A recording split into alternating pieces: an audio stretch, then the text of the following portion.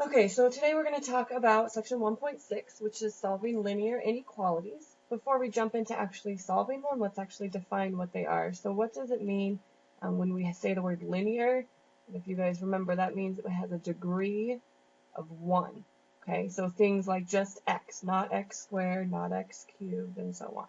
And then the inequalities, as we know, those are not the equal signs, but rather the less than, greater than, less than or equal to, greater than or equal to. So those are what we're talking about when we're talking about solving these linear inequalities. And so let me just give you a couple of examples here so you can sort of see possible ways to identify what a linear inequality is. So one of them would be simple 3x is less than or equal to 9. That is a linear inequality.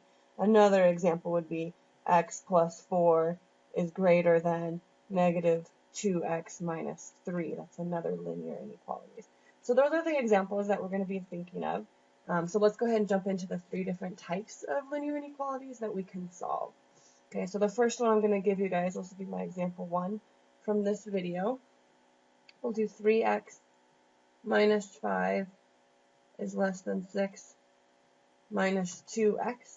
And then maybe I should put the directions up here for you. This would just say solve as the directions, and it would also say to write in interval notation.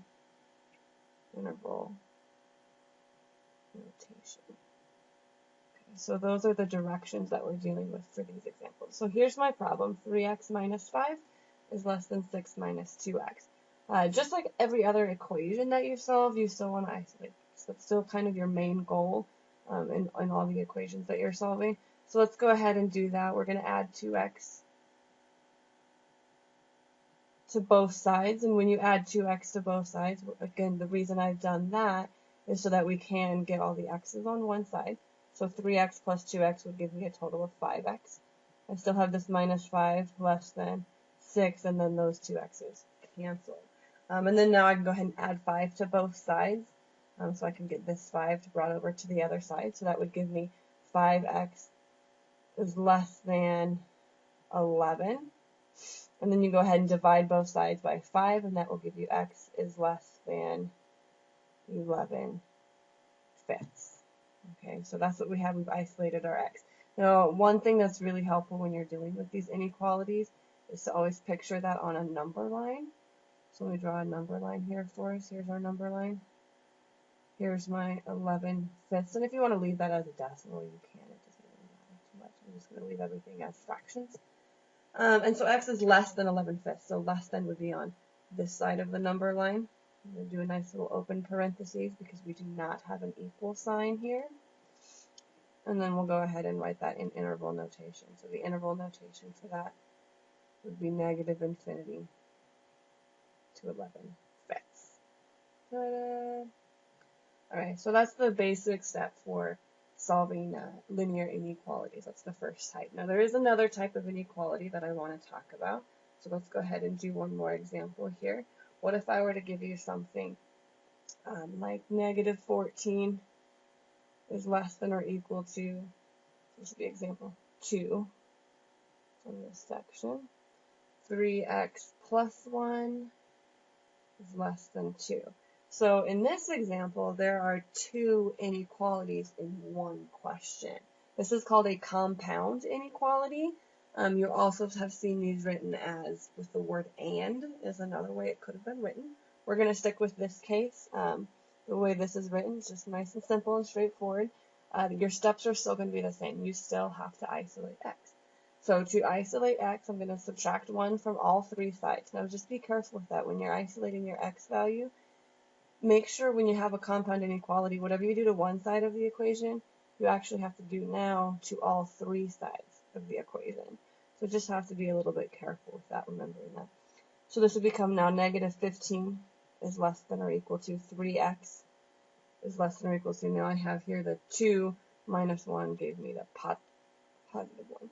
And then divide everything by 3, and that would give me negative 5 less than or equal to x less than 1/3. Now we can draw that again on our number line if you'd like to see those. So here's our negative 5 over here. Here's my positive 1/3 right here. So negative 5, if you'll notice the way this is written right here, this is x is greater than or equal to negative 5. Or you could have read that as negative 5 is less than or equal to x. So that just means that we're coloring on the right-hand side of that negative 5. And then the same thing with the other half of that inequality. This is x is less than positive 1/3. So here's the open parentheses and then to the left there. So that overlap is our answer. So that's the negative 5 to 1/3. So just be really careful with those compound inequalities. Make sure that whatever you do to one side, you do have to do to all three sides. All right, let's do another type. One more type of problem. And that's going to be sort of a union problem. We have this question of or. So here's my example 3 for this section. Let's say I have 2x minus 5 is less than or equal to negative 7, or 2x minus 4 is greater than 0.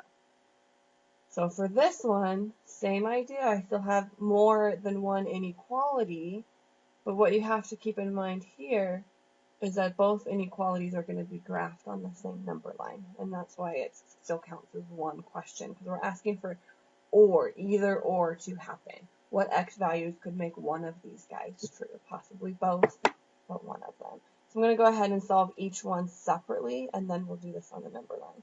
So if I were to add 5 to both sides on this inequality, and then over here I would have added 4 to both sides on that inequality, then you're just going to simplify each one, just like we've been doing for all the other ones, only now you have 2 to solve versus just 1.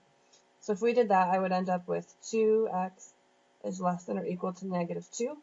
Divide both sides by 2, and I would get x is less than or equal to negative 1. Same thing on the right-hand side. I ended up with 2x is greater than 4. Divide both sides by 2, and I ended up with x is greater than positive 2. So now how could we draw that on our number line? So let's go ahead and draw that on our number line. And have this kind of a small number line right here. Here's my negative 1. Here's my positive 2. Over here, x is less than or equal to negative 1. So that gives me that bracket with that equal symbol. And less than would be over here on the left. X is greater than 2. That does not include 2. So that's that open parentheses and then to the right. And so as you'll notice, there's 2 segments of the number line that are colored in. So both segments do count as the answer because of that word or. So you graph each, or you write each one in their interval notation. So negative infinity to negative 1 with a closed bracket. Union, there we go, 2 to infinity. And then that's your final answer in interval notation. Ta-da!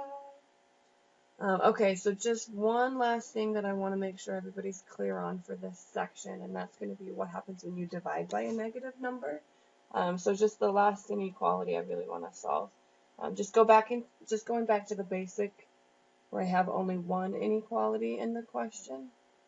Let's just go ahead and solve this one, just so we can see the difference is what we want to do.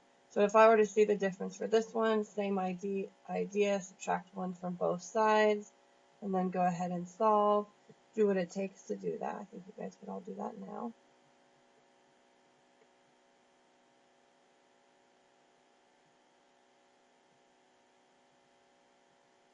Okay, so once I've subtracted 1 from both sides, my next step to isolate the x value would be to divide both sides by negative 4. That would cancel this negative 4, which is exactly what we want. We do want that negative 4 canceled, so that's perfect. However, every time that you divide by a negative number, this inequality flips direction. Okay, and then you still divide the numbers normally. 8 divided by negative 4 is still negative 2. But because you divided by a negative, that inequality flips.